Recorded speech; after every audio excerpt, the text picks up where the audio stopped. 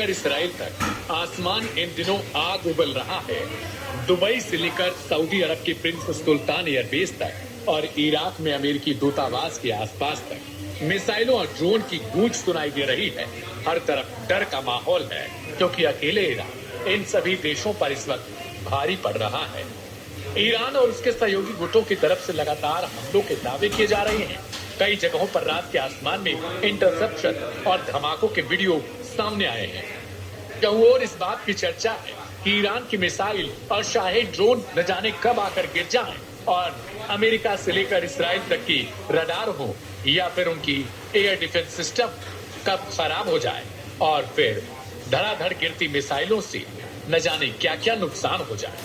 खाड़ी के देशों से लेकर इसराइल के अलग अलग हिस्सों तक एयर डिफेंस सिस्टम लगातार सक्रिय हैं और आसमान में मिसाइलों तथा ड्रोन की हलचल देखी जा रही है।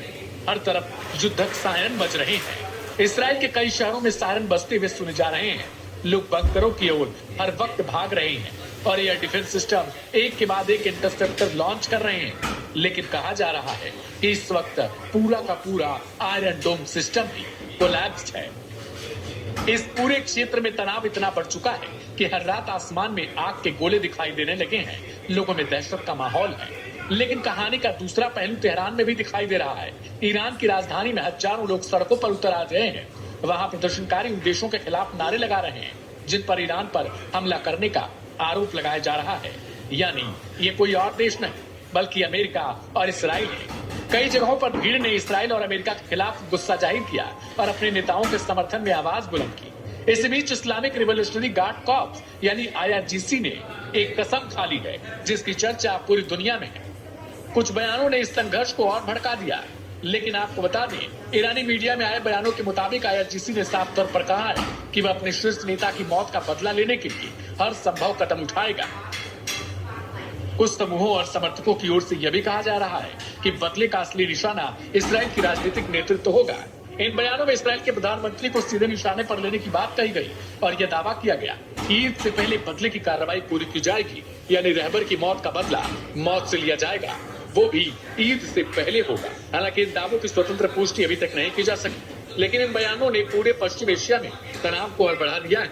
मिसाइलों और ड्रोन की इस जंग के बीच सबसे बड़ा सवाल यही है, क्या यह टकराव नहीं थमेगा या फिर मिडिल ईस्ट एक और बड़े युद्ध की आग में इसी तरीके से झुलसता जाएगा।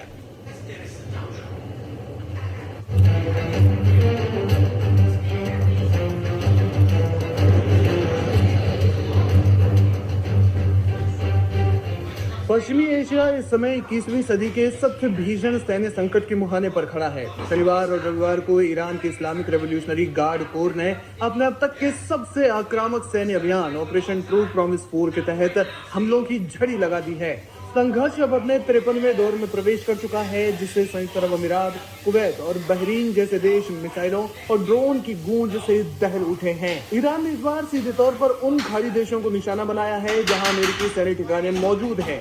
शनिवार को शुरू हुए 49वें दौर के हमले में भारी बैलिस्टिक मिसाइलों और आत्मघाती ड्रोन का इस्तेमाल किया गया।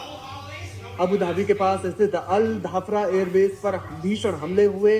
इसके अलावा दुबई के अंतर्राष्ट्रीय हवाई अड्डे के निकटवर्ती क्षेत्रों में विस्फोटों की खबरें हैं, जिससे विमानन सेवाएं पूरी तरह से ठप हो गई हैं। ईरान ने अली अल सलेम एयरबेस और कैंप आरिफ-जान को निशाना बनाया है। कुवैती अधिकारियों के अनुसार इन हमलों में सैन्य बुनियादी ढांचे को काफी नुकसान हुआ है। वहीं मनामा में स्थित अमेरिकी 5वें बेड़े यानी 5th फ्लीट के मुख्यालय पर ईरान ने दर्जनों ड्रोन एक बार फिर से दागे हैं, जिसे अमेरिका के समुद्री प्रभुत्व पर सीधा हमला माना जा रहा है। ईरान का कहना है कि तबाही 28 फरवरी को अमेरिका और इसराइल द्वारा शुरू किए गए ऑपरेशन एपिक फ्यूरी का बदला है, जिसमें ईरानी नेतृत्व को भारी क्षति पहुंची थी। वैश्विक अर्थव्यवस्था और तेल संकट। ईरान द्वारा हॉर्मुज जलडमरू मध्य को आंशिक रूप से बंद करने की घोषणा के बाद वैश्विक तेल बाजार में हाहाकार मच गया है। कच्चे तेल की कीमतें रिकॉर्ड स्तर को पार कर गई हैं, क्योंकि दुनिया का 1/3 समुद्री तेल इसी मार्ग से होकर गुजरता है। इसलिए एशिया और यूरोप में ऊर्जा संकट गहराने का डर पैदा हो गया है।